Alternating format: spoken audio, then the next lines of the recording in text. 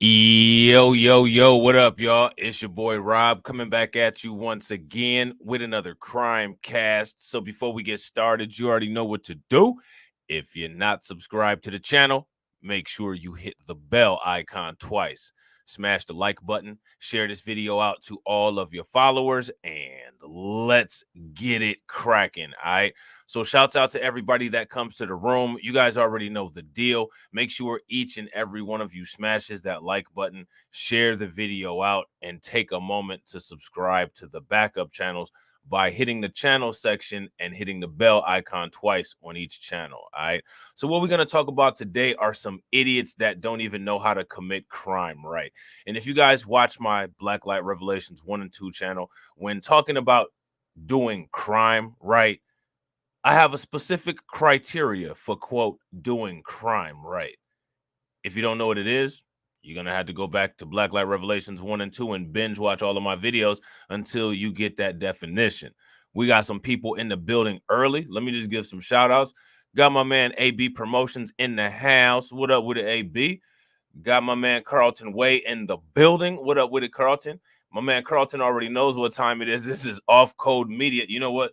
As a matter of fact, he's right. It's Off Code Media. Let me get this together real quick. There we go. There we go. Richard. Off Code Media. We got Catsy in the building. What up with it, Catsy? Good to see you.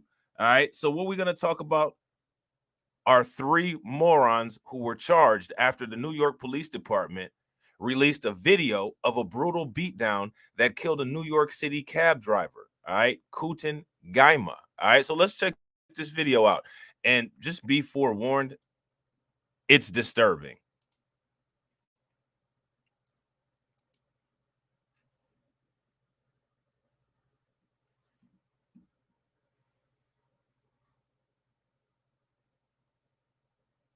There's the knockout punch. And like nothing happened, it's all done. It's all over with.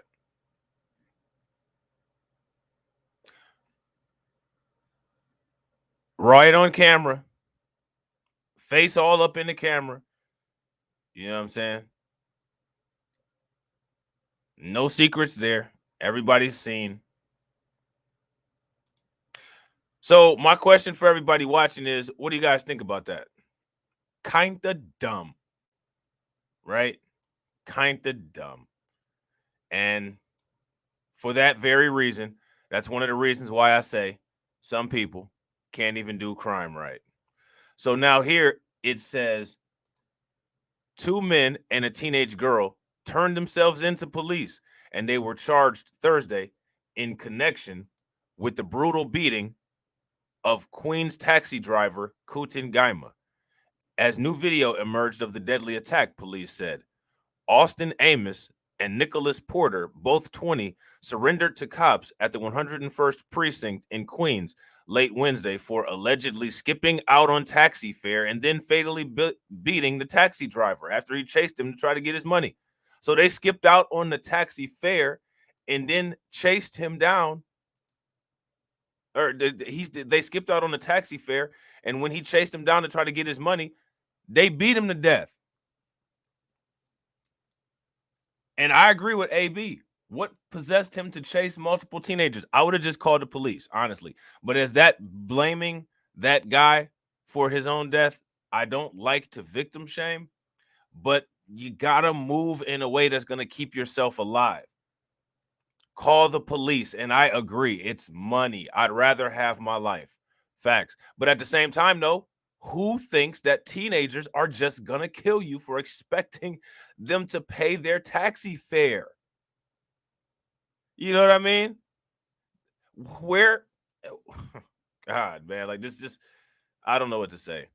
Porter was charged with gang assault and theft of service, while Amos was hit with theft of service, assault, gang assault, and manslaughter raps for allegedly delivering the final blow that killed Gaima, a 52-year-old father of 4. Horrifying footage shows New York taxi driver Kutin Gaima being attacked by 5 of his passengers who allegedly attempted to rob the cabbie. You know what I'm saying? That's his family. Fernando Mateo joined the family of slain New York City cab driver Kutin Gaima, wife Abigail Barwa, who's wearing the glasses, and their 4 kids outside of their Bronx home as police continue to search for the remaining 3 of 5 attackers who killed him during a violent assault.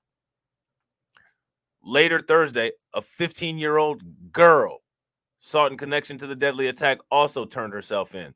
She was charged with gang assault and theft of services. 2 other suspects, believed to be teenage girls, are still wanted in connection with the incident, police said.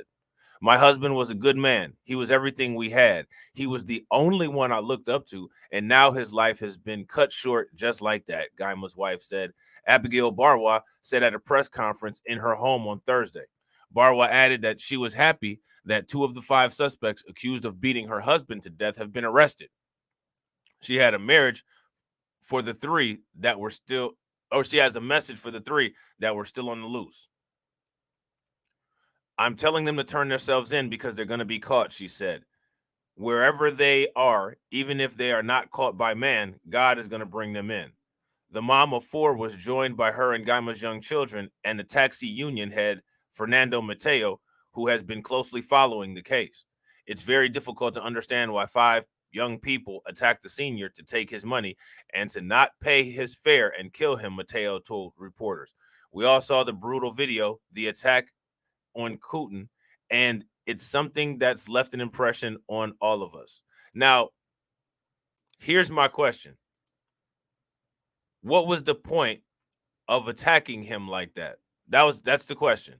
And where do you get those kind of values that allow you to do that? Shout out to my man Mike Mellis. John, what up with it, bro? Good to see you as always. Yeah, I agree, AB. Religion. Now, I'm not sure about the people that committed the crime, Carlton. I don't know. I don't believe that the victim of the crime was FBA.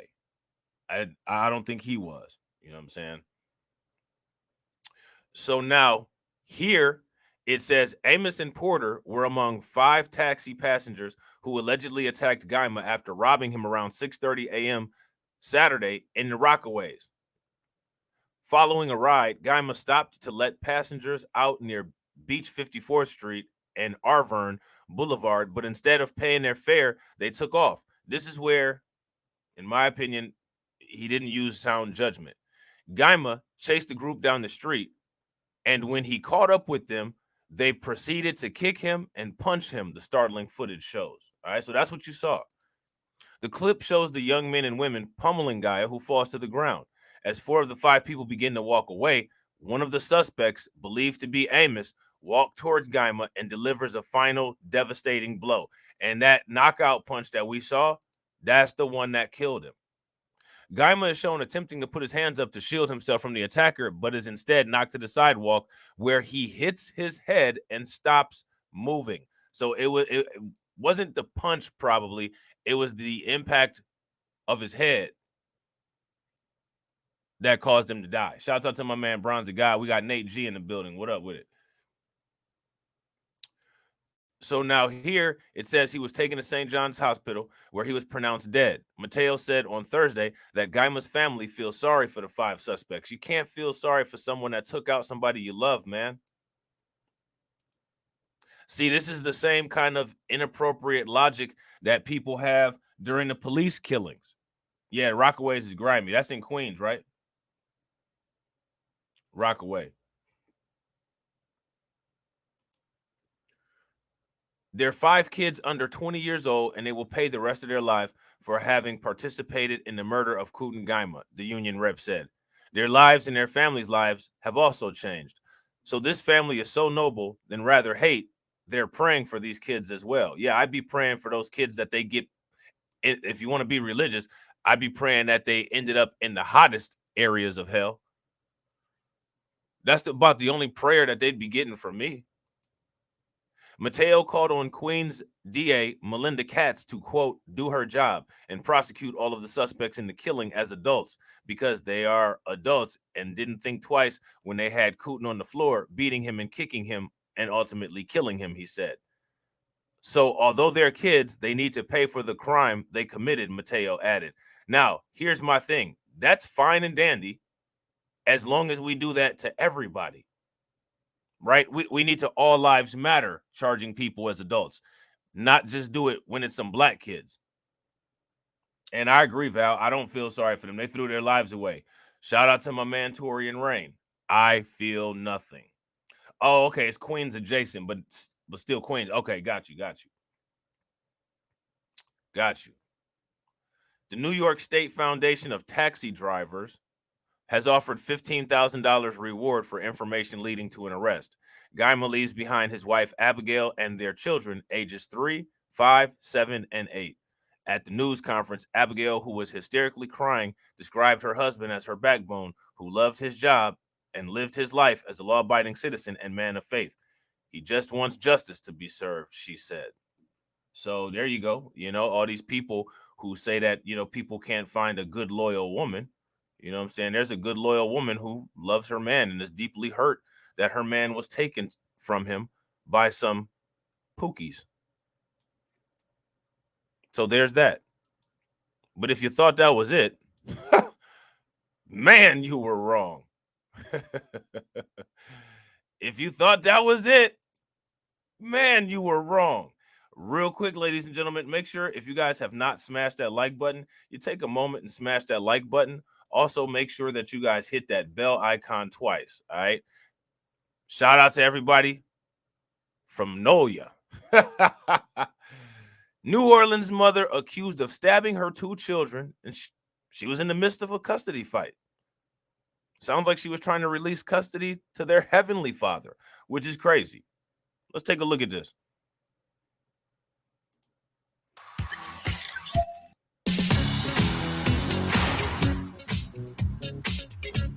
In jail tonight after police say she stabbed her 2 small children Sunday morning. Her 4-year-old daughter died and her 2-year-old son is in the hospital as police investigate.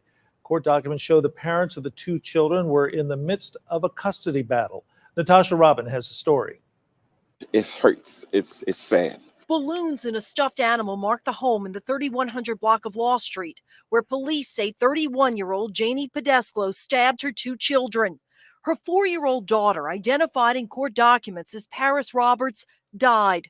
Her 2-year-old little boy remains in critical condition. If she would have reached out, this is what our church building is for. This is our church house, our church family is for. Everything unfolded around 11 Sunday morning, just after Pastor Johnny Arvey finished his sermon next door to the home at the Law Street Missionary Baptist Church. I was hurt. It was sad and confused. As a minister, we get confused too. Confused about why it happened and how it happened. According to a law enforcement source, Pedesclo made a chilling video posted to social media Sunday morning. In the video, wearing a white tank top stained with blood, she looked into the camera and frantically said in tears, "I'm done. My children are dead. I'm done with life." If she would have reached out to me, I don't know what difference it would have made, but I would have offered my service, like counseling, but that didn't happen. In surveillance video obtained by Fox 8, a neighbor says a man believed to be the children's father is seen arriving in a white pickup truck and running toward the house. Minutes later, the same man is seen rushing back to the truck with the toddler in his arms. The older sibling followed behind, stumbling and falling to the sidewalk before getting up to run again. Police say the 4-year-old girl died at the hospital. Court documents show Pedesclo and the father of the children, Jermaine Roberts, were in a custody battle. Roberts sued Pedesclo in April in Orleans Parish, seeking joint custody to allow him to see the children every weekend. In the court documents, Pedesclo was not letting him see the children and that she was not stable or providing a healthy environment for the kids. A custody hearing was set for August 18th. I feel for the children, the father, and even the mother. Pedesclo is now in custody. She's booked with 1 count of second-degree murder, 1 count of attempted murder, and 1 count of cruelty to a juvenile. She hasn't yet made a first appearance in court. In New Orleans, Natasha Robin, Fox 8, Local First. So that's sad. That's extremely sad. What do you guys think about that? Your boy is having some computer issues right now, so give me a second. I don't know if you guys are able to hear me or not, but if you can, give me a thumbs up. If you can't, give me a thumbs down. Yeah, okay, there we go. There we go. All right. So, it's just like I don't even know what to say. You know what I mean? Just like how I don't know what to say about this next one. I want you guys to pay very close attention to this because you guys are probably going to be asking yourself the same question that I'm asking. Why? This next episode of nonsense took place at a mall. All right. Where it is. Took place at a mall. A guy walks up to a guy and punches him in his head from behind. Now, you got to ask yourself the question, who made this guy do this? See, sickening video shows suspect sucker punch stranger from behind and knock him out in a where? New York City mall. Let's take a look. Let's see. Here it goes. Boom. Shout out to Chanel. What up with it, Chanel? So he fell flat on his face. We all know the consequences of falling flat on your face from the very first segment. Let's get another good look at that. And if you guys were wondering why I decided to make a special channel for Crimecast instead of continuing to post the Crimecast videos on the Blacklight Revelations channels, the reason is because the crimes are so gruesome and so violent. I'm constantly getting age restricted from the Crimecast videos.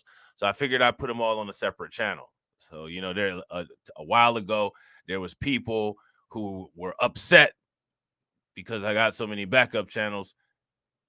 I have to have backup channels because certain content has to be grouped together. You know what I'm saying? So, and as you can see, this is part of that content that has to be grouped together. Boom.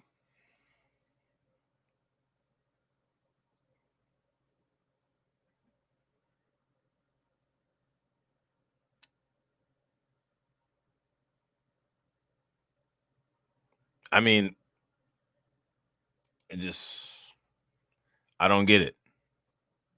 I mean, it's just people there, not really anybody making too much of an effort to call 911. Security walks right past. Look at security walking right past.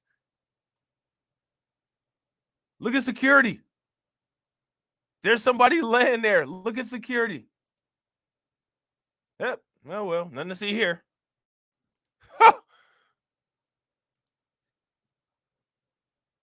You guys see that?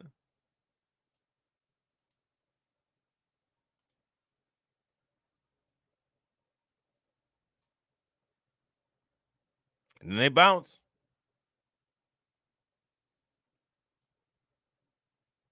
Look at the pants. Look at this. Look at the degenerate. Look at this. Look at the degenerate. Look at the pants. I mean, he did just take a shit on his own life and somebody else's. Look at this.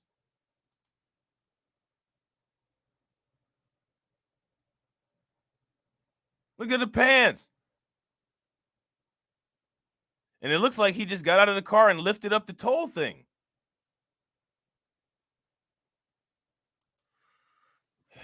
The media loves getting their hands on stories like this.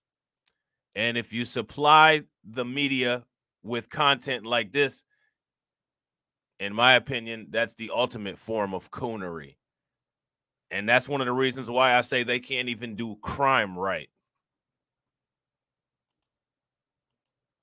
So now here it says sickening videos show an attacker randomly sock a man in the head in a Brooklyn mall, knocking the victim out cold, cops said on Monday. The 36-year-old victim was standing inside Kings Plaza Mall at 5100 Avenue U, apparently minding his own business when a male suspect and another guy approached him from behind, according to police. The suspect then reaches around and bashes the victim in the side of the face, sending him crashing to the floor, the video shows. The victim remains motionless where he landed face down as onlookers appeared stunned. The 36-year-old man was knocked unconscious by strangers at the Kings Plaza Mall in Brooklyn. The victim did not know the suspect or his companion. So the victim didn't even know these guys. The punch caused serious physical injury. A man was taken to Brookdale Hospital in stable condition, cops said. Police said the victim didn't appear to know his attackers and no words were exchanged between them. Yeah, we saw that. There wasn't even any opportunity for any exchange. So this is afterwards.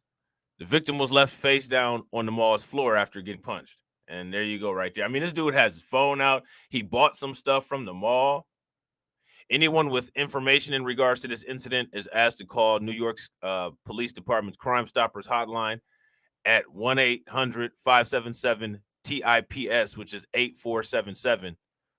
The public can also submit their tips by logging onto the Crime Stoppers website or Twitter at NYPD Tips.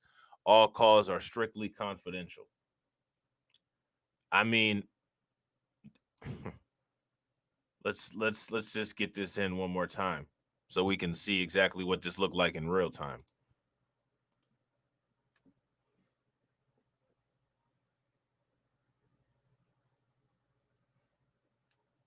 Yeah, I got to agree with Carlton Way. Crime Bill 2022. Giving people a case for a crime bill. So in my opinion, these people right here are a detriment and they need to be dealt with. You shouldn't be able to have these Pookies just running around terrorizing people. Notice how none of the people that these Pookies terrorized were white people. Now, somebody can sit there and call me a coon for going in on these people. I disagree. I believe that these people that attacked and killed black people are coons.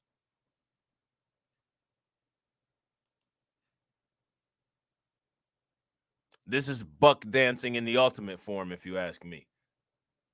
You're too stupid to be productive, so you go harm people that are being productive. Anybody that doesn't like that logic, take it up with Neely Fuller Jr. You know what I'm saying? Don't get mad at me. So now this is an interesting crime. I've never heard of this individual. Has anybody ever heard of Ophelia Nichols? Apparently this person is a TikTok star. I don't watch TikTok, so I don't know. Maybe people will recognize her. Nice little family photo. Nice little family photo. You got the suspect and the mother and son. Now, I don't know what this is about because I haven't read the article. But I tell you what, the way that this article looks, this is exactly what the media wants. And you know what they want to do with any crime that they see like this? They want to slap. Well, this was an anti-white hate crime. Why? Because the person was white.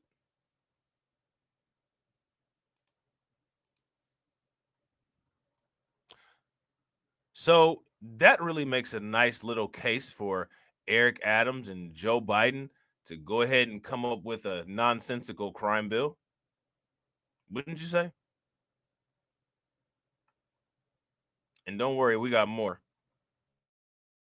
Because, you know, for some reason, people in New York have been busy. You know what 50 Cent said? It's hot in this bitch get murked for no reason. He ain't never lied.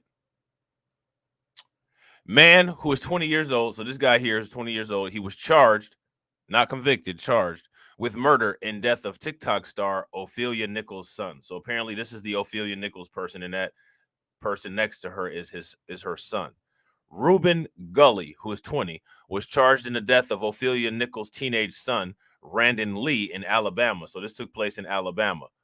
A man was arrested Thursday and charged with murder in the death of an Alabama TikTok influencer's son. Reuben Gully, who was 20, was booked on charges in Mobile County in connection with the murder of Randon Lee, who was gunned down at Pritchard Atlanta gas station in June, a day shy of his 19th birthday, according to local reports and jail records. The teen had met Gully and another suspect, at the gas station to sell them marijuana, according to the police and the victim's mother, Ophelia Nichols. Gully had turned himself into the police after an arrest warrant had been issued, according to WALA TV. So Gully turned himself in. The other suspect remains at large. Nichols, known as Mama Tot to her 8.7 million followers. So she's a pretty big TikTok influencer. 8.7 million followers.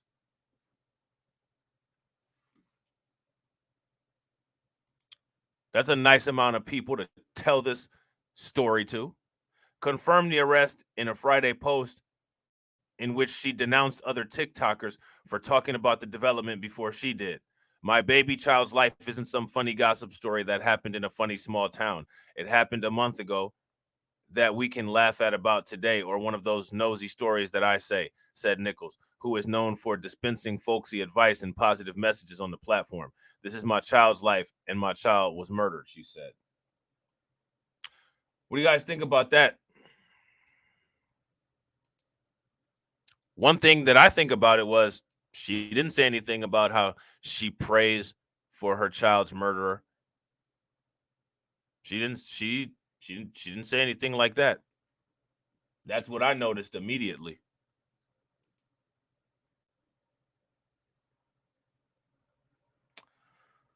That's what I noticed. But pay very close attention who was praying for the person that murdered their husband. You know what I'm saying? Let's watch this. I still think I can sell the car myself. This is going to take all day. Starting with that big breaking news tonight, a 20-year-old Saraland man in Metro accused of taking part in the killing of 18-year-old Randon Lee. Lee is the son of local TikTok star Ophelia Nichols. He was gunned down at a Pritchard gas station in June. Just a few hours ago, Reuben but that's awesome, DJ Elmo. On a murder charge, turned himself in. And this is a story that we broke on our app. Ariel Mallory confirming the arrest with the DA's office. And Ariel, you have some new reporting on when a warrant was signed for Gully's arrest. Yeah, I do, Lanice and Shelby. It looks like Gully has been wanted for a couple of weeks now. According to jail records, a murder warrant was issued on August 4th. Well, tonight, that warrant was executed when Gully walked right into this building and surrendered. Almost 2 months. So I just want people to understand that. He walked into the police office on his own accord and surrendered. So now my question is, what does that tell everybody about his involvement in the crime? He walked right into the police office, unobeyed, and surrendered.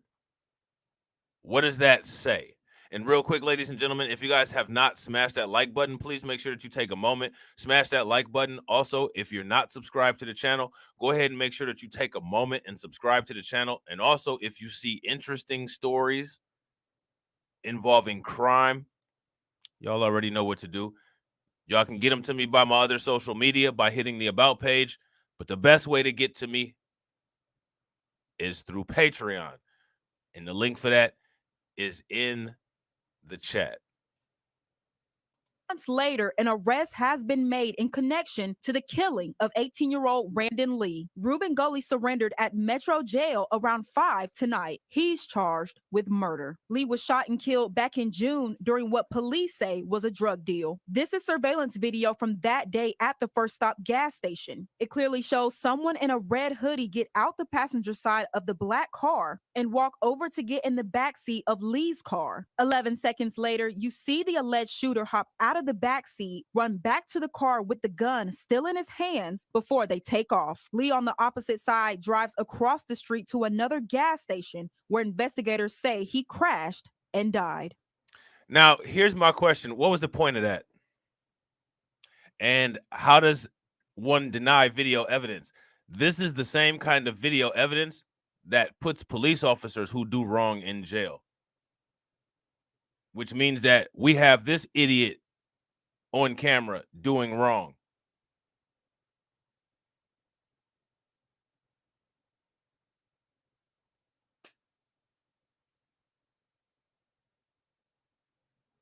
So now my question is, who made him do this?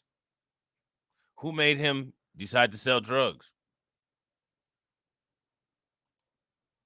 He shouldn't have been in this situation in the first place at this gas station. The killer is who I'm talking about. As far as the other dude goes, I mean, he can smoke his brains out if he wants to. But this is Crimecast. We're examining the person that committed the crime. And there was two people that committed the crime. One of them was a weed head involved in an illegal drug sale, and the other was clearly a murderer.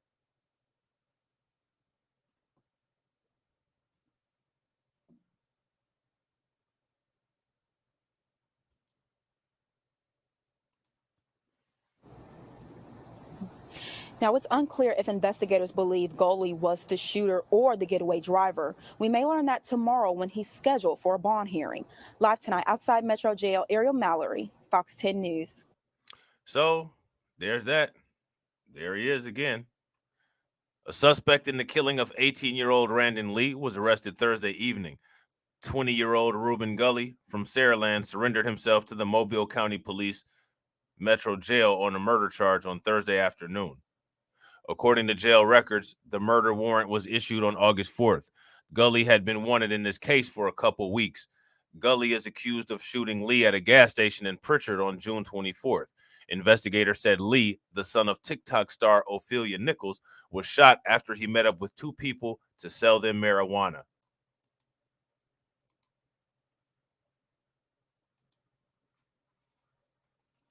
He ain't getting a bond. Yeah, I agree. He ain't getting no bond unless he decides to tell and he wasn't the person who shot, and he can prove that somehow. Surveillance video Fox 10 News exclusively obtained of the murder shows the moment Lee was gunned down. Let's check it out. Pritchard police did not release any details about the arrest when first contacted by Fox 10 News, but the information was confirmed by Mobile County District Attorney's Office. Okay. So I got to ask the same question. I got to ask the same question about this that I ask about all of this stuff. Why am I watching this?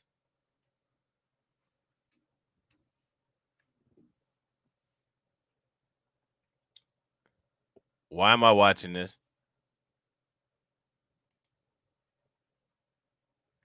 It's unclear if investigators believe Gully was the shooter or the getaway driver.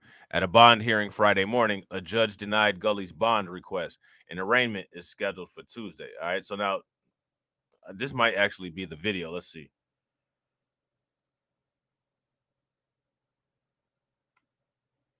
Let's see what we got here.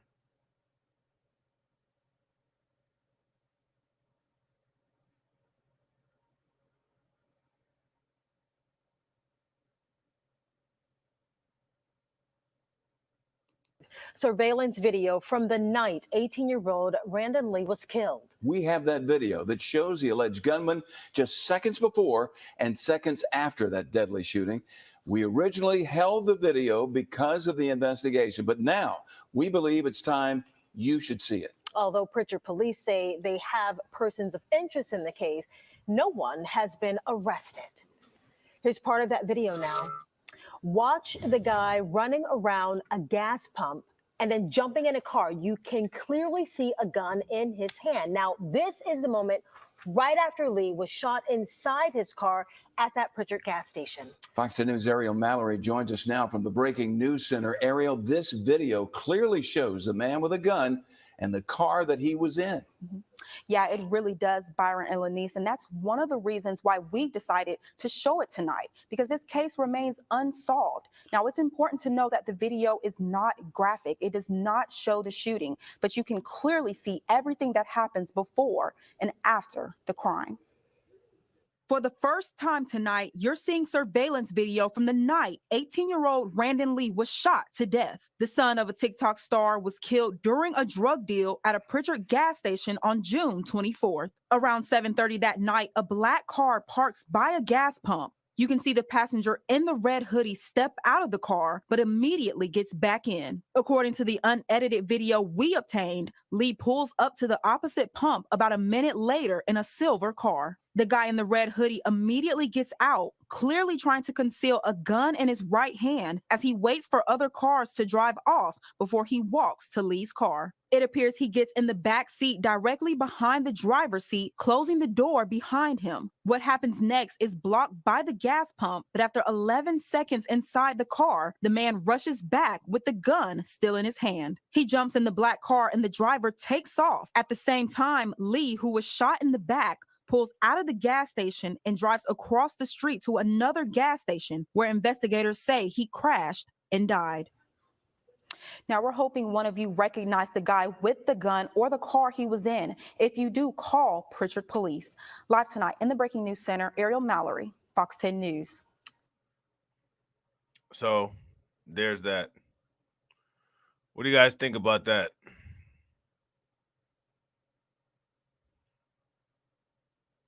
What's you guys' thoughts on that?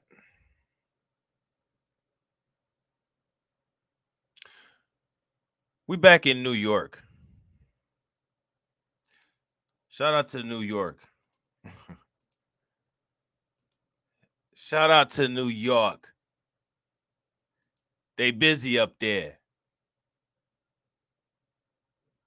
2 J's sprayed with fire extinguisher in possible New York City hate crime. So you already know. You already know. But let's just watch and confirm.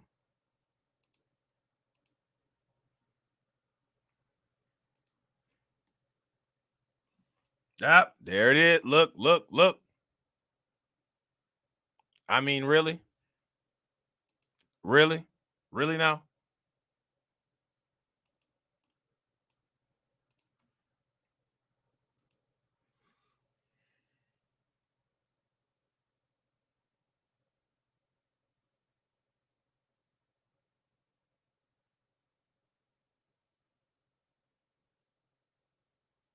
What are we doing here?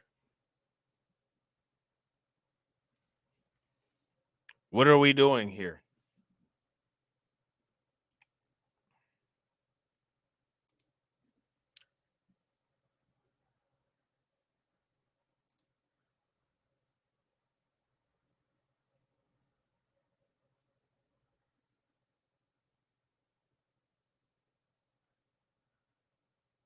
My question is, what was the point of that?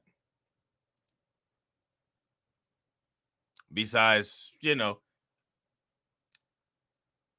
giving the media content.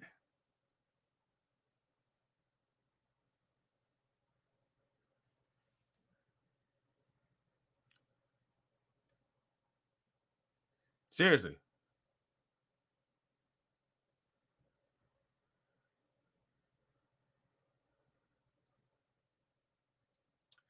So are these guys, whoever these people are, who are committing these idiot crimes,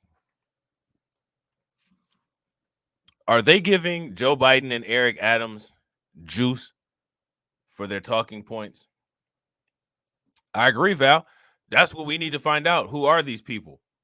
These people are a detriment.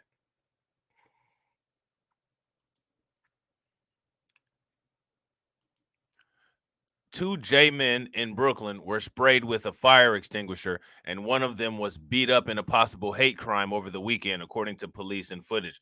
So you already know It was a black person who did it. So automatically they're going to slap hate crime charges. Now, we've been talking about this and I've been warning people about this ever since the AAPI hate crime nonsense started. For whatever reason, we still have goofies like these dumbasses running around in the streets doing this.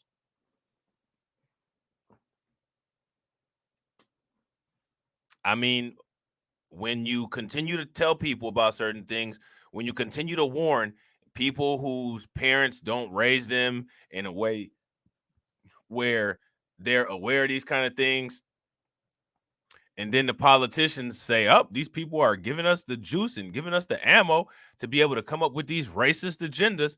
And the racist agendas get enacted because there's a mainstream media apparatus that can broadcast this and make it appear to the population at large and satisfy their egos and make them feel that we all are like this. You got to ask that nasty question. I agree, Carla. And here's my thing. The police, the criminal justice system are not going to do anything about it because there's an entire apparatus that's an idiot reproduction factory here in the United States, a self-perpetuating copy machine of morons like this that's created also not only to keep us at the bottom,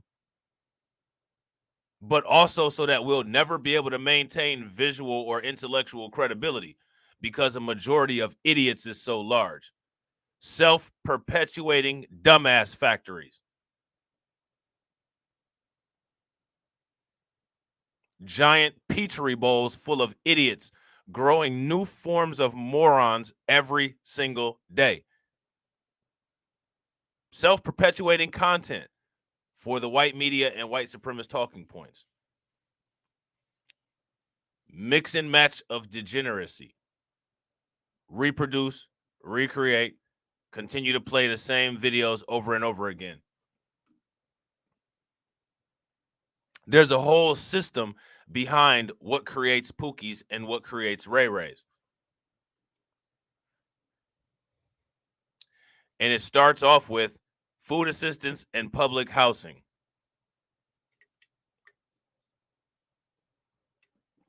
And who are the biggest supporters of that? Shout out to my man Harrison. What up with it, bro? Yo, there's a channel on YouTube called Crimecast. That's where I'm at.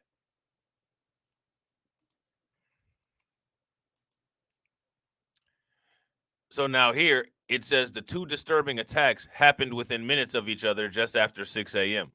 Sunday in Williamsburg, cops said.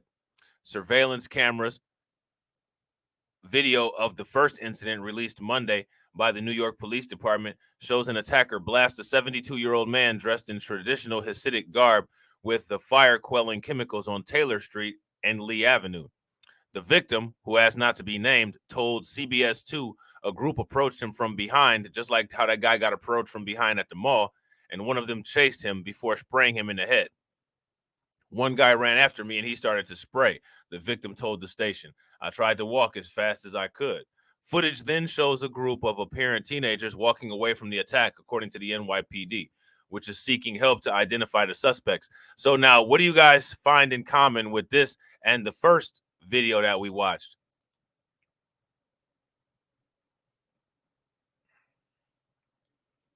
The first video that we watched was teenagers also. So these are teenagers doing this.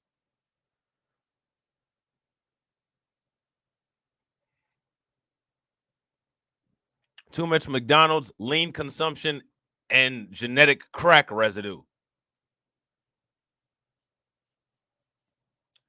I agree, Val. Pookie and Ray Ray need to be dealt with within the community, and they will only be dealt with within the community because Pookie and Ray Ray are an integral part of white supremacy. It's a necessary evil. You have to have a self-perpetuating Xerox human copy machine of idiots in order to continue to maintain the same talking points. Which is why you're starting to see a very stark divide in the culture among us. There's those of us who are more politically aware. There are more of us who are actually starting to do productive things, even if it's not, the same kind of political things.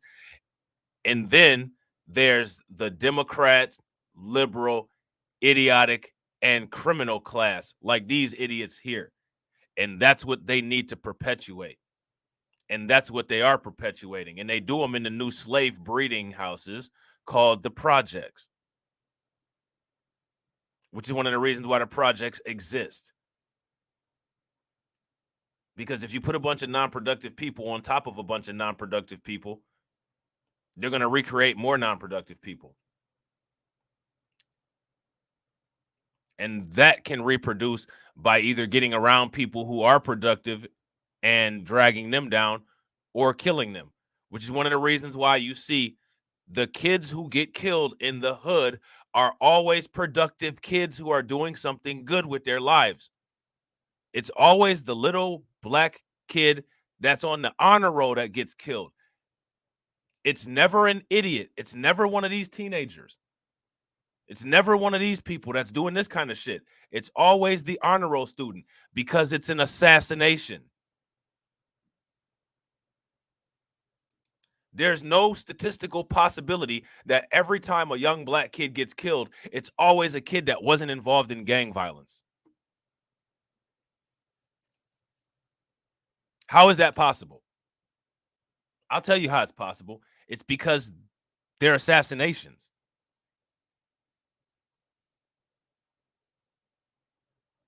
Now, how come Alex Jones didn't come up with any conspiracy theory about that?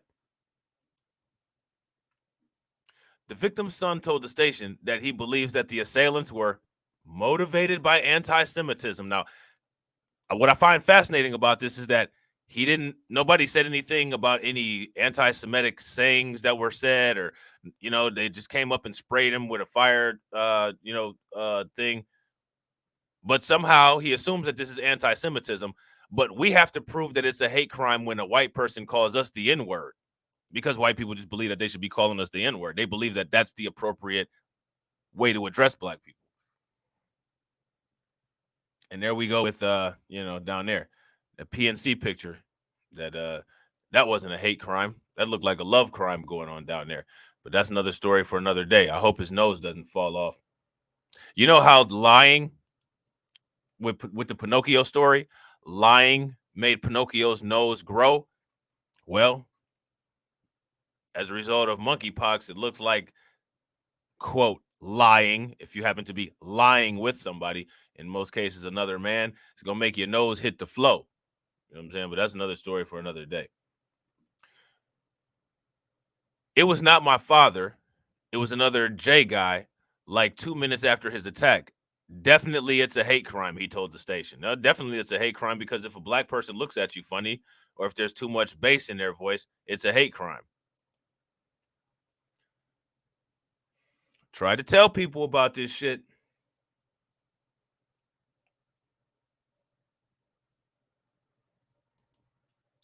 In the second attack, an assailant also sprayed a 66-year-old Jewish man with a fire extinguisher and then punched him on the nearby intersection of Roebling and 3rd Streets before fleeing, according to the cops. The incident came just days after a Brooklyn synagogue with Holocaust survivors among its congregation was spray painted with that word on it. Now, who did that?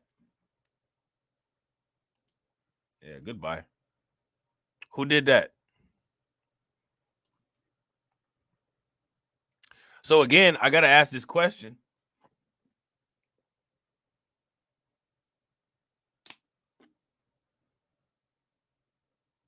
Who's making these people do this?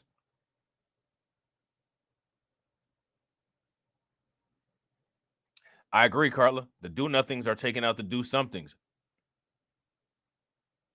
They're doing exactly what they're getting paid those government stipends for. And I agree, Carla. It's a hate crime when anybody kills another person. It's definitely not a love crime, right? So let's see what's going on next.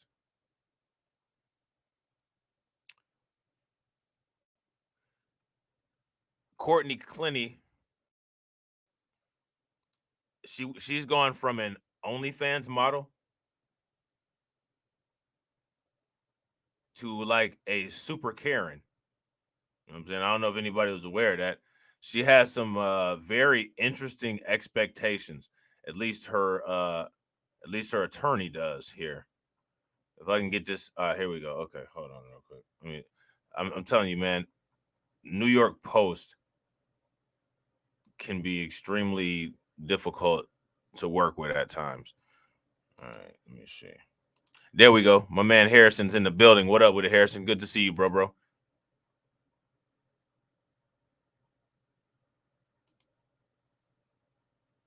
Now, Chanel, here's my thing, right? I would agree with you in most cases, but Bronze the God told me that there's a whole movement of those kind of people on TikTok who are calling themselves Nazis, which I find fascinating. And I don't know why this is happening, but parents really need to start educating their kids about how detrimental idiocy and idiotic behavior are. Now, look at this. Hold on real quick. See, I can't. Wait a minute. You guys see that? You see how that's doing that? Hold on real quick. I'm going to refresh this screen. I apologize, guys.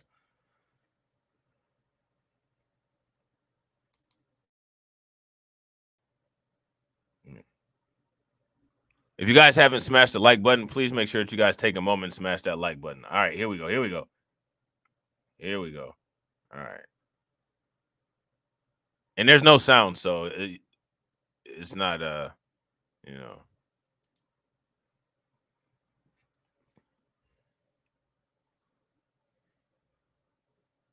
You can tell she one of them wild females. I told you. I told y'all when this first came out, she's wild and crazy, man. She's a wild, crazy chick. She's a wild hoe. You know what I'm saying? And he laughing. You see him? You see his face? He's smiling, man. He laughing. See, I don't like that kind of weird ass shit. I'm not doing that.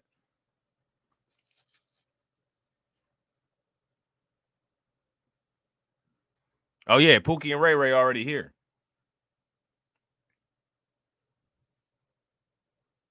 There ain't nothing funny about this, bruh. She killed you.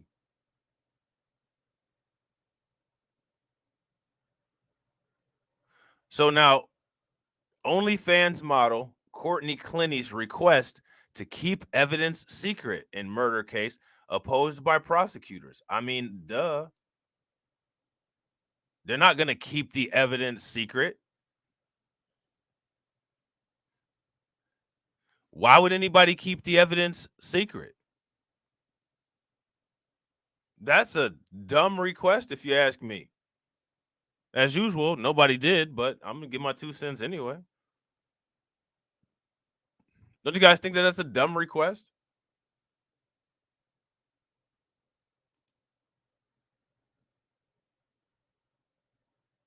Yeah, he's not. He's definitely not laughing now, Catsy.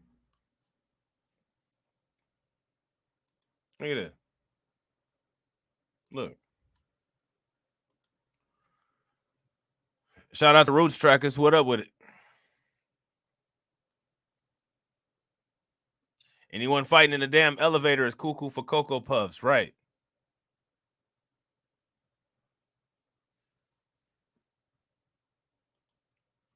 Yeah, see, she's doing too much, man.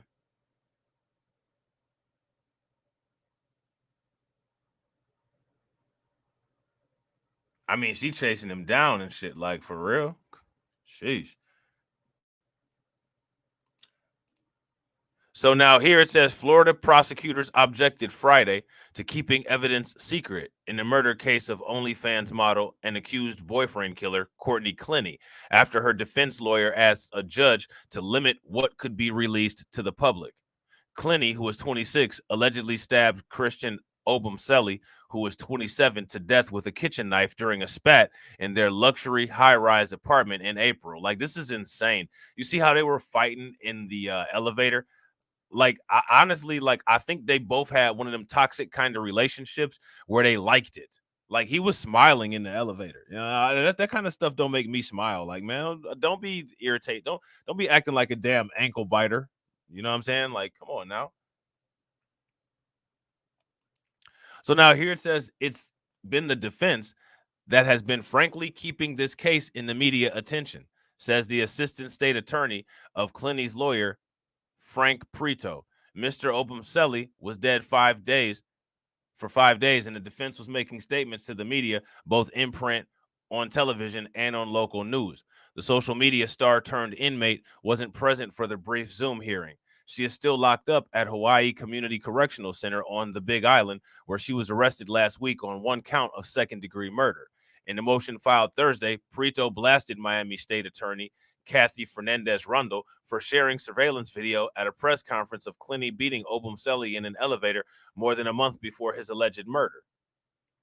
Prito called the release of damning footage an attempt by the government to prejudice and taint potential jury members against the defendant and deprive her of a right to a fair trial. So basically what Prito is trying to do is get all the black people out of the jury, which is never very hard for the criminals justice system, because most times the black people aren't involved in the jury anyway, which is something that is very rarely talked about.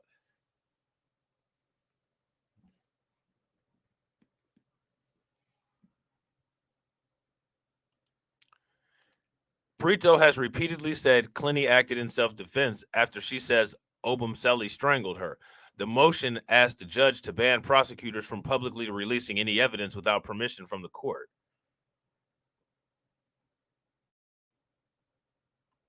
Hold on real quick. What the hell? Okay, there we go.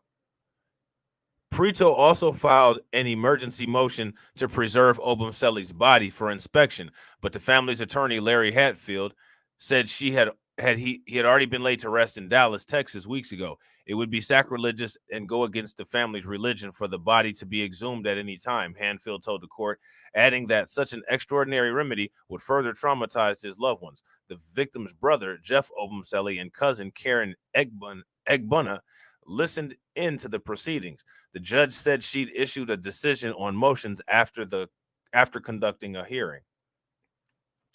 Clinty, who goes by Courtney Taylor on social media, was initially cleared by the Miami Police Department after telling them she acted in self-defense. So all she had to do was tell them that she acted in self-defense, and she was initially cleared by Miami police. All she had to do was say that she acted in self-defense. I acted in self-defense. Okay, go ahead. You're free. That's the end of the investigation. So pay very close attention, because when it comes to dealing with certain people, the investigation only consists of what it is that they say. Pay very close attention to that. But Obumseli's outraged family hired Hatfield, who pressured authorities to continue investigating, which ultimately led to Clinty's arrest.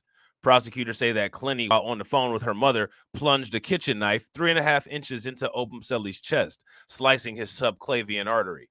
It wasn't clear what sparked the argument, but the couple fought frequently during their tumultuous 2-year romance.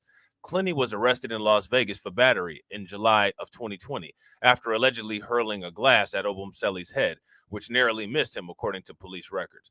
After the killing, video of Clinty handcuffed in a black bra and soaked in blood on the balcony of the couple's 3-bedroom pad went viral. A few days later, the social media star, who has 2 million viewers on Instagram, was spotted at a hotel bar having drinks with her father, sparking public outrage. Jeff Obumseli slammed authorities on Instagram days after the murder, saying Clinty had been treated differently because of her privilege as a wealthy white woman. Well, I mean, that privilege alone was, according to Christopher Obumseli's own testimony on Twitter, one of the things that, quote, attracted him to her. The simple fact that she wasn't black. His words. So my question is, how attractive is that now? So now here it says Clinty isn't fighting extradition and expected to be returned to Florida. So what I find fascinating is that his family is outraged about the very thing that, by Christopher Obumseli's own testimony, attracted him to her. if that's not some karma in Tales from the Hood, Tales from the Crypt fashion, I don't know what is. So I don't know if you guys heard about this, but there's a woman named Ashley Bortner.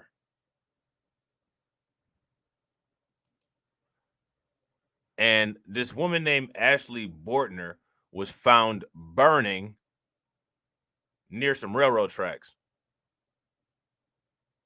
Okay. She was found burning near some railroad tracks. Now, I don't know too much about this, so we'll be learning about this together. But it looked interesting, and you will see why momentarily. In connection with the death of a Gloucester County woman has been captured in the Dominican Republic. 43-year-old Fernando Owens is charged with the murder of Ashley Bortner. Her body was found burned and bound near a set of train tracks south of Boston last November. Authorities believe Owens thinks Bortner had something to do with his son's shooting death and that her murder was an act of retaliation. Now, I want to let you guys listen to this. Pay very close attention. Wanted in connection with the death of a Gloucester County woman has been captured in the Dominican Republic. 43-year-old Fernando Owens is charged with the murder of Ashley Bortner. Her body was found burned and bound near a set of train tracks south of Boston last November. Authorities believe Owens thinks Bortner had something to do with his son's shooting death and that her murder was an act of retaliation. So apparently this man's son was murdered. I don't know anything about it. Have to do some research. If you guys come across something, you can shoot it to me. But apparently the police are saying that whatever it is that went down with him is what sparked this. So somehow she must somehow be connected or at least relatable to the murder of his son. So that's some wild shit. So let's get into this. And real quick, ladies and gentlemen, if you guys haven't smashed that like button, y'all know what to do. Please make sure you help your boy out by smashing that like button. A man charged in connection with the death of a New Jersey woman whose body was found burning near the railroad tracks in Massachusetts has been captured in the Dominican Republic. U.S. Marshals say 43-year-old Fernando Owens was returned to the United States on Thursday after 2 days his arrest in the Caribbean nation. It's unclear whether he will be returned to Massachusetts for arraignment. It could not be determined if he has a lawyer. Owens of Boston is charged with murder in connection with the November 3rd death of Ashley Bortner, originally from Paulsboro, New Jersey. Her burning and bound body was found near the tracks in Bridgewater, south of Boston. Authorities believe Owen thinks that the 29-year-old Bortner had something to do with his son's shooting and death, and the killing was possible retaliation. Now that's deep. That's very deep. You know what I'm saying? What do you guys think about that? My question for everybody watching real quick is, have you guys heard about that? If you guys heard about this particular incident here, give me a thumbs up in the comment section. If you did not, give me a thumbs down, okay? Let me see here. Hold on real quick, y'all. All right, there we go. So we got some more information about this particular case because I found this very interesting. And I also find it very interesting that they're not really sharing very much about it. It's kind of going under the radar. So let's check this out here. Hold on real quick. Let me just get this together. All right. So apparently 3 arrests have been made.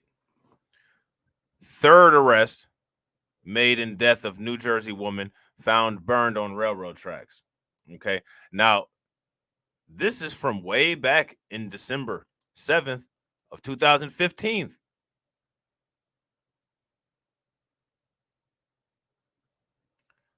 A third person will be arrested in connection with the death of New Jersey native who was set on fire in Massachusetts. Prosecutors say O.V. Cruz misled police. They accuse him of lying about how well he knew Fernando Owens, who is wanted for Ashley Bortner's murder. The 29-year-old Bortner grew up in Paulsboro, Gloucester County. Investigators say Owens gagged and burned her because he believed she was somehow involved in his son's shooting death. Owens is still on the run. A husband and wife are also under arrest, accused of being accessories after the fact. All right.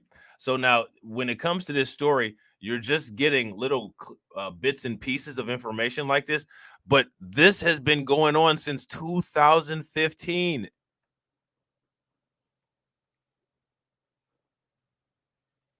This has been going on since 2015. And they're not really releasing the big stories or the big details about what it is that the father believed as far as her involvement in his son's murder. Now, that's what I'm interested in.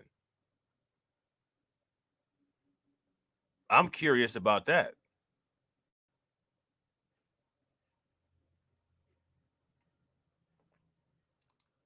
What do you guys think? Oh, shit. Hold on real quick. Oh, damn. Sorry about that, guys.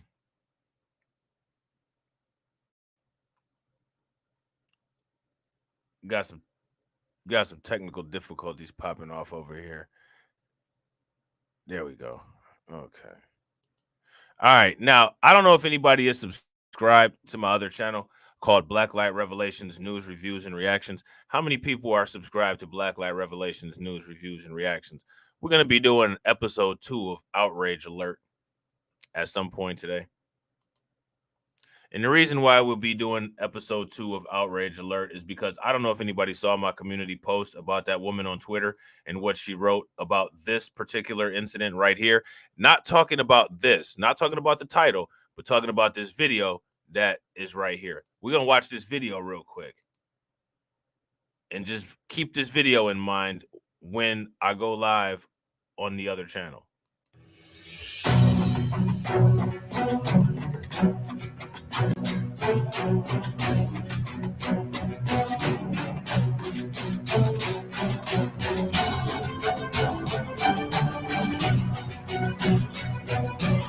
Now, you see this suspect. There's a white woman on Twitter. As a matter of fact, I'll just pull it out right now.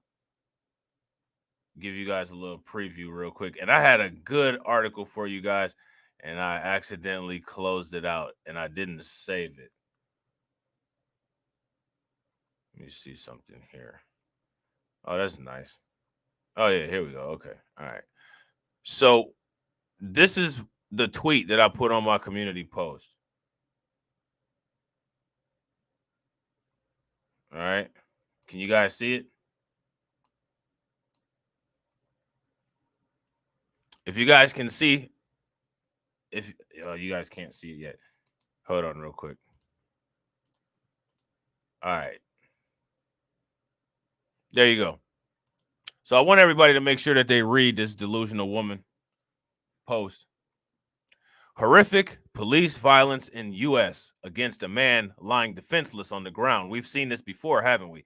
So we'll be seeing mass protests around the world against this, right? I mean, I don't know. Will we? Oh, wait. No, the victim is the wrong color. Nothing to see here. Move along. That's interesting.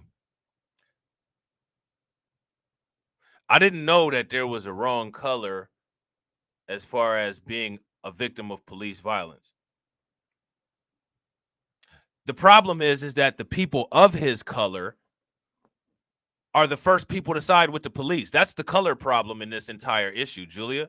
The problem is that people of your color habitually say the police did nothing wrong ever and that he should have complied. That's the problem. That's the only color problem, because most people across the board are disgusted by police violence. Now, my question is, there is an organization and a movement called White Lives Matter. I would direct the international protest questions to them, because it was Black Lives Matter who motivated the international protest for the black people who were killed. So again, it's a take accountability, sit the fuck down type situation.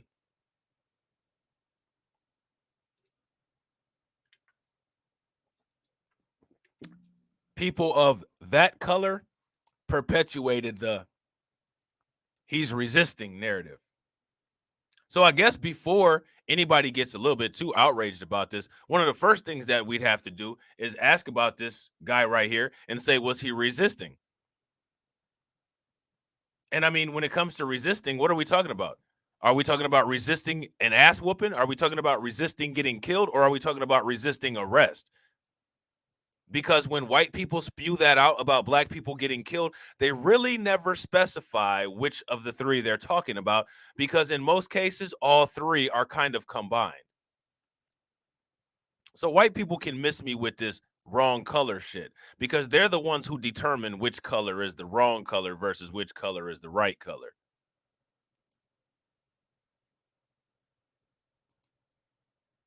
And if white people are upset about what they saw the police do, then white people should just do what people who aren't white do.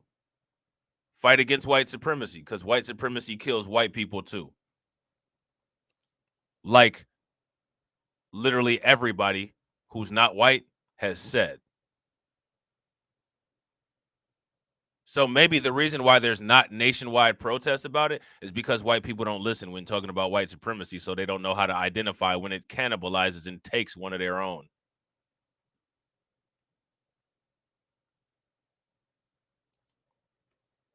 Maybe Julia should listen to one of Neely Fuller Jr.'s videos. She needs to get subscribed to Hip Hop Cartoons. So let's get back to the Dipset.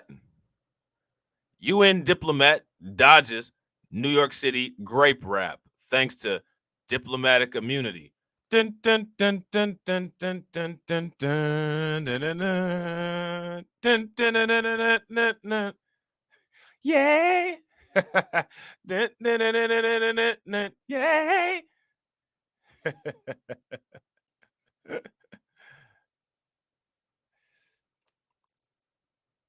A United Nations diplomat was accused of raping one of his neighbors in Upper Manhattan over the weekend, but New York Police Department cops released him because he has dipset.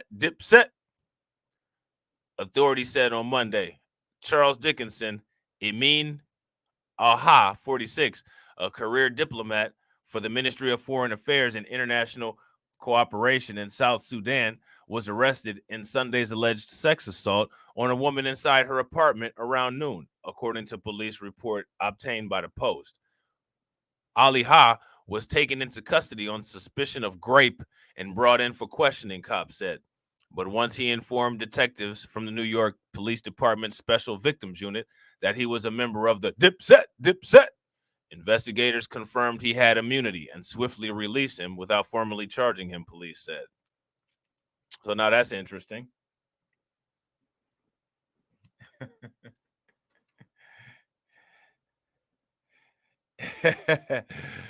Oh, man. Jules Santana over here, man, acting out. You know what I'm saying? Somebody better get Jim Jones to talk to him and shit. Somebody better get control of the Purple City Bird Gang out there in New York. They still out here acting up without Cameron and Hell Rel.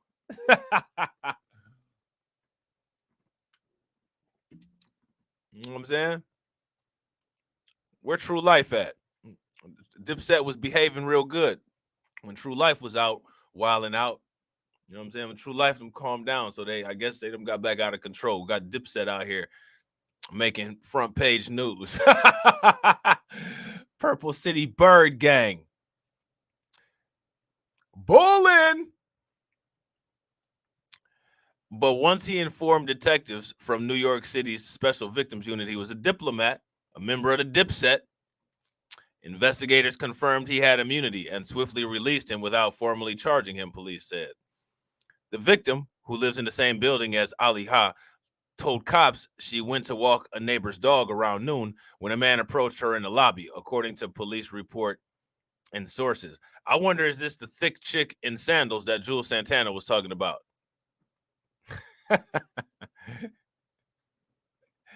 I wonder if this is the thick chick in sandals that Jules Santana was talking about. The man said he was going to follow the woman upstairs, to which she replied, "No, you're not," authorities said. But as the woman opened up the door to her apartment, the suspect forced his way inside, police said. Uh-oh. The woman reported that the intruder pinned her against the wall and graped her using a condom before graping her again on the couch without a condom, police said. The victim said she was in shock after the attack and went to sleep, but later called 911 after a friend convinced her to make a report, cops said. I don't know about all that. I don't know if that's usually what goes on after that. So I don't know. What do you guys think about that? Do you think that somebody goes to sleep after something like that? He's not immune from street justice. Nah, he ain't. You know what? You saw what happened to Jim Jones at the Rucker. You see what happened to the Dipset at the Rucker. So, you know what I'm saying? People be turning up with their chains. Back in the early 2000s, people was turning up all over New York City with their chains. So they definitely not immune to the street justice.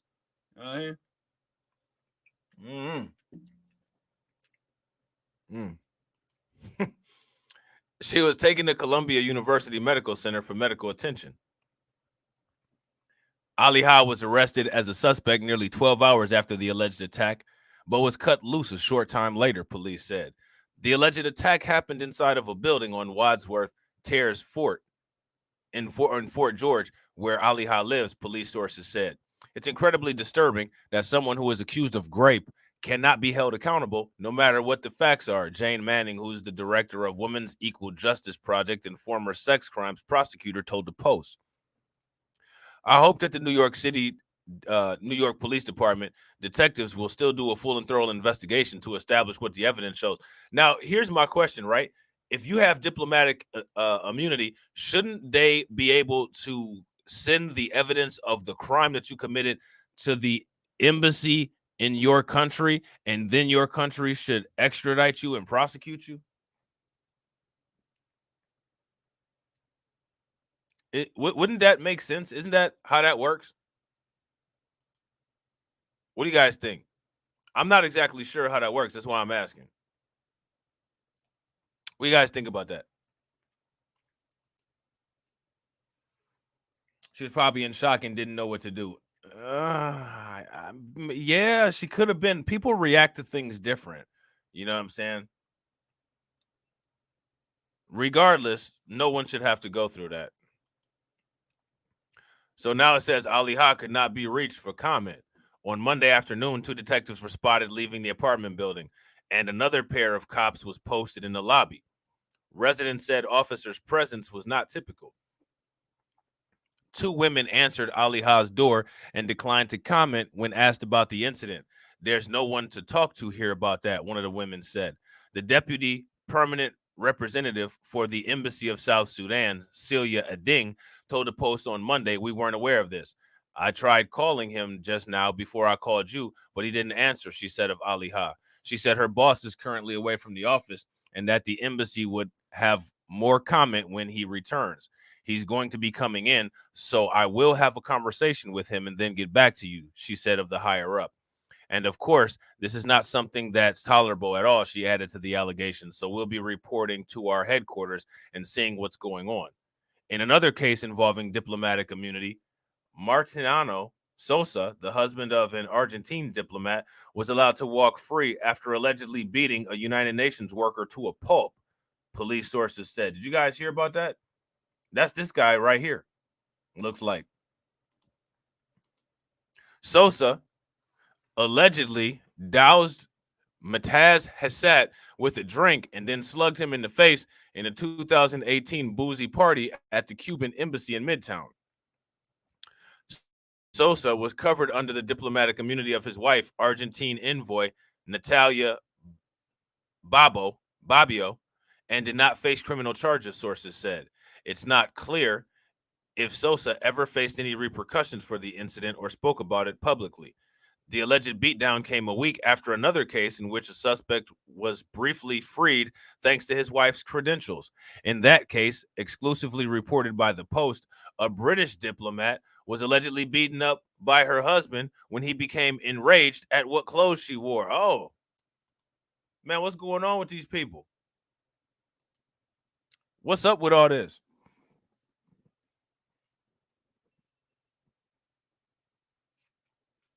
Man, what's up with these dipsets? What's up with these dipset folks? Cops were forced to let the alleged attacker, Youssef Amrouche, go because he was protected by his wife's diplomatic immunity. He then had his diplomatic protection rescinded by his country in a rare move and was arrested over the incident. Now, in my opinion, I mean, if that's what should happen in most cases, right? That's what you would think. Right? Real quick, ladies and gentlemen, if you guys have not smashed that like button, please take a moment and make sure that you smash that like button. Also, make sure that you hit the bell. Now, here's my question. My man AB Promotions says they're immune. I'm curious, does diplomatic immunity work for COVID-19 and monkeypox? Does anybody know?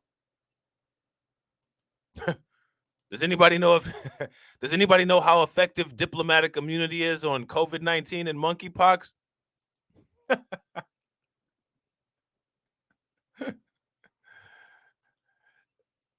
Oh man. So now here goes another one. Separately, in 2017, Sihan Marshall, who is 43, serves as a counselor for the permanent mission of St. Vincent's and Grenadines, allegedly punched his wife, Sandra Marshall, 36, in the face after a fight broke out in their Canneries home, according to police sources. While officers couldn't bust Marshall because of his immunity, he later lost his job over the incident, the country's prime minister said previously.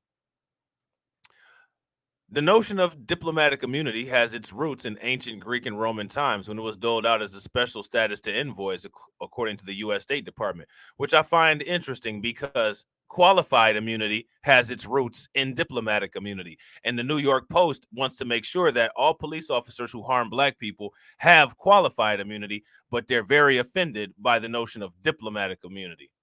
Make it make sense. You never will, because in a system of illegitimacy, nothing is supposed to make sense.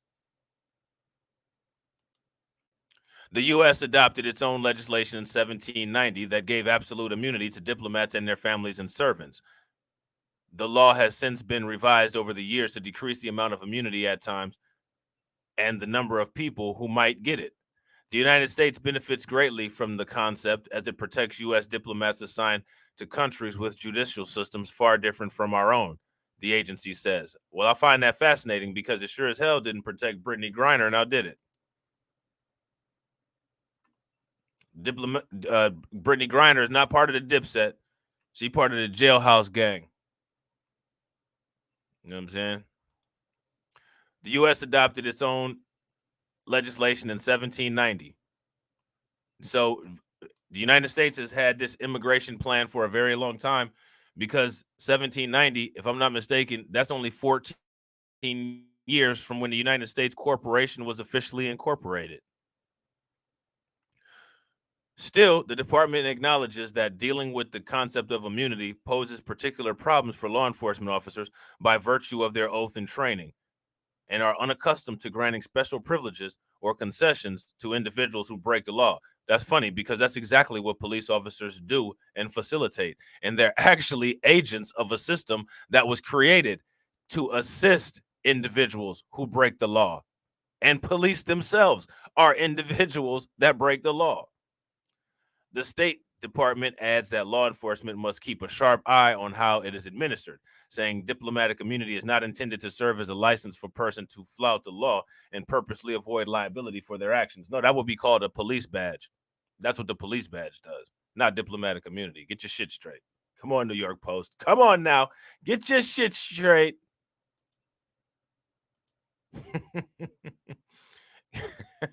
Get your shit straight now. You know what I'm saying?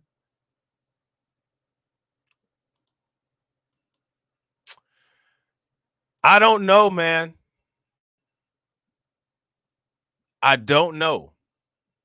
But one thing I do know is after an hour and 24 minutes and looking at all these people, the one conclusion that I came up with is that they can't even do crime right.